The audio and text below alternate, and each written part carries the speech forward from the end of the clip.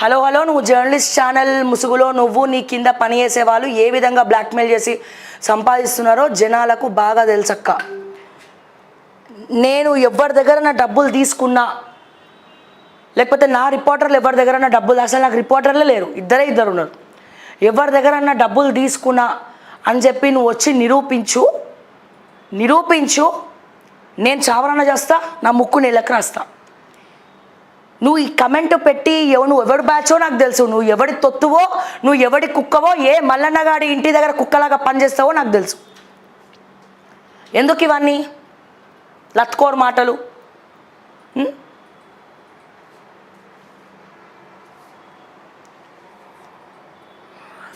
Land registrations నుంచి complete reforms మొత్తం సమగ్ర ప్రక్షాళన జరగాలి. గవర్నమెంట్ ఎంప్లాయీస్ మనుషులు ఇంటర్వెన్షన్ తగ్గాలి. కొన్ని ల్యాండ్ ఎక్స్పర్ట్స్తో ఇప్పటికిప్పుడు ఆగండి. నువ్వు ఈ మాట అన్నావు కదా, నా అకౌంట్లో డబ్బులు చూపిస్తాను నేను ఎంత ఉన్నాయో. యాక్చువల్గా ఇవన్నీ కూడా వ్యక్తిగత సమాచారం.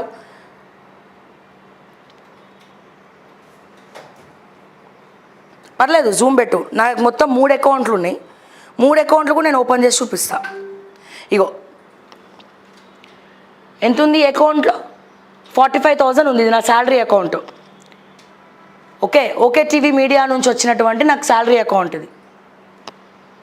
45,000 రూపీస్. ఓకే,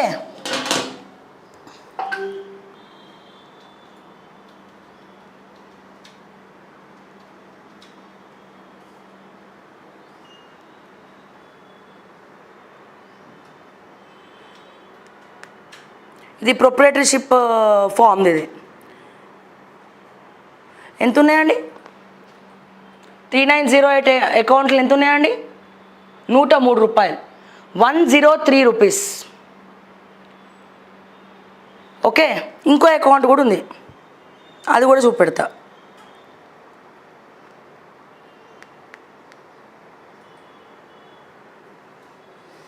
ఇగో ఇందులో ఎంత ఉన్నాయండి? 9590 అనే అకౌంట్లో ఎంత ఉన్నాయి? 514 రూపీస్, 514 రూపీస్. ఓకే, ఇది అయిపోయింది కదా. Okay TV media broadcast private limited proprietorship నుంచి నేను కన్వర్ట్ చేసుకున్నా. ఓకే, ప్రైవేట్ లిమిటెడ్ కంపెనీ నాదే. ఓకే టీవీని స్థాపించింది నేనే, 0 నుండి ఇక్కడి వరకు వచ్చింది నేనే. మొత్తం నాకు 7-8 ఛానల్స్ ఉన్నాయి మీడియా ప్రైవేట్ లిమిటెడ్ కంపెనీ అండర్లో. ఓకే, నా కంపెనీ అకౌంట్లు ఎంత ఉన్నాయి కూడా చూపిద్దునా? కంపెనీకి అకౌంట్కి ఫోన్పే లేదు, కాకపోతే నాకు వచ్చిన మెసేజ్ నేను మీకు చూపిస్తా.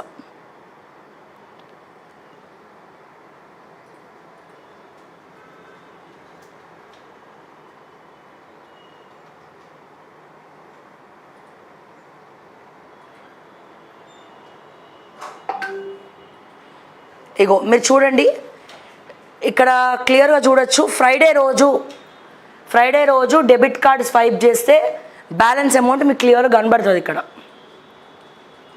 ఈ ఫ్రైడేనే, మొన్న ఫ్రైడే రోజు. ఇక్కడ టైం కూడా ఉంది కదా మెసేజ్లో మీకు. 10:55 AM ICICI bank account number debited ₹10 NFS available balance 1811 rupees. ఇది నా స్టాఫ్ అందరికీ జీతాలు ఇవ్వంగా మిగిలినటువంటి అమౌంటు. నా స్టాఫ్ అందరికీ జీతాలు ఇవ్వంగా మిగిలినటువంటి అమౌంటు. ఇంకా 3 నెలల రెంట్ నేను కట్టలే, ఆఫీస్ రెంటు. ఎందుకు కట్టలే రెంటు? పైసలు లేక. జీతాలు ఎట్లిచ్చింది శ్రావ్య? నా బంగారం కుదబెట్టి ఇచ్చిన ఈ నెల. ఎందుకు? మొత్తం ఈ నిజాలన్నీ తెర మీదకి తీసుకొచ్చి చూపిస్తున్నందుకు. నాకు వచ్చినటువంటి కమర్షియల్స్ అడ్వర్టైజ్మెంట్స్ ఏవైతే నేను స్క్రీన్ పైన కొన్ని అడ్వర్టైజ్మెంట్స్ పెడతా కదా, అవి రాకుండా కొంతమంది అడ్డుకున్నారు. వాళ్ళకి ఫోన్లు చేసి బెదిరియడము, నా ప్రధాన రెవెన్యూ డ్యామేజ్ చేయడము. ఓకే,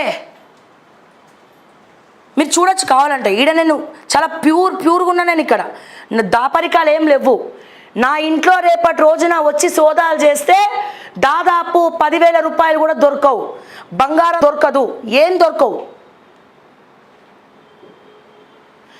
నేను మొన్న రీసెంట్గా కొన్న ఫ్లాట్ కూడా ఈఎంఐ కట్టంగా నా శాలరీ అకౌంట్లో మిగిలిన డబ్బులు అవి ఈఎంఐ కట్టంగా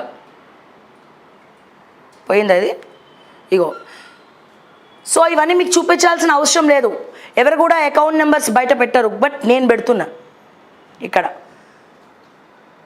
మీరు చూడండి, మొత్తం నా కంపెనీ అకౌంట్ ట్రాన్సాక్షన్ చేసిన తర్వాత మిగిలిన డబ్బులు 1000 రూపాయలు.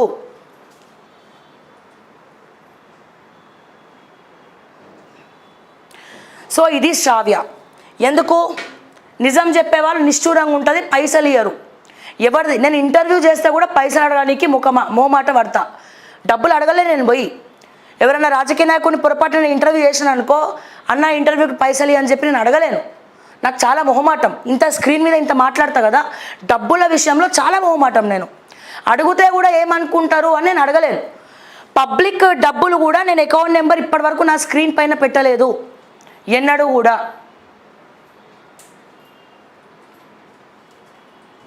ఓకే, మళ్ళీ నాకు నా వెనకాల డబ్బులు లేవు, రాజకీయ నాయకుల సపోర్టు లేదు.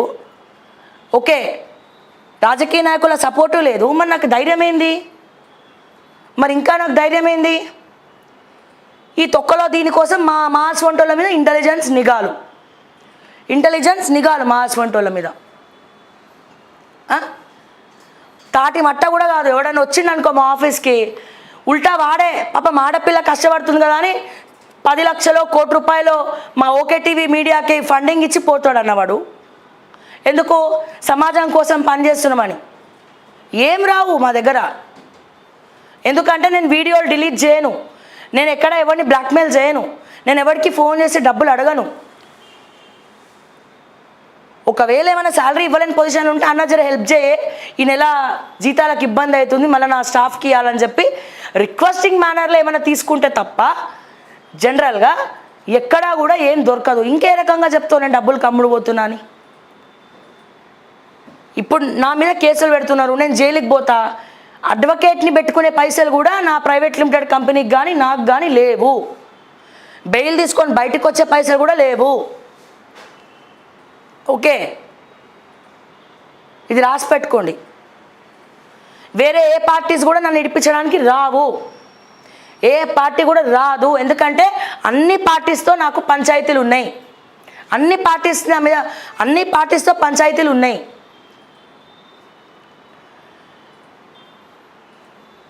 ఇది గుర్తుపెట్టుకోండి.